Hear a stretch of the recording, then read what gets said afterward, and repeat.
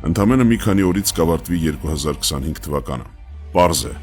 որ 2026 թվականի հունիսին տեղի ունենալիք խորհրդարանական ընտրությունները ճակատագրական հետևանքներ են ունենալու մեր ազգի ապագայի վրա։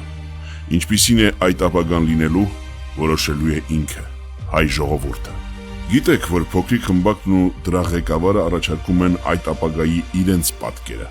Չնայած բոլոր արհավիրքներին ու խայտառակ ձախողումներին, թող Նիկոլը մնա իշխանության, ու ինչու նա պետք է երրորդ ժամկետի մնա, պարզ չէ։ Բայց այս ամենն արձանագրելը նորություն չէ։ Կարծում եմ ավելի կարևոր է այլընտրանք առաջարկելը։ Ապրածս կյանքի,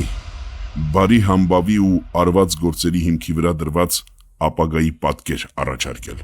Մեր ժողովուրդը արդարության կարոտ է մնացել ու մենք պետք է կատարենք մեր ժողովրդի երազանքը։ Հայաստանը պետք է դառնա բարեկեցության բոլոր իմաստներով ապահով ու լավ ապրող քաղաքացիների երկիր։ Հայաստանը իրավունք չունի վատ հարաբերություններ ունենալ որևէ հարևանի ու որևէ գերտերության հետ։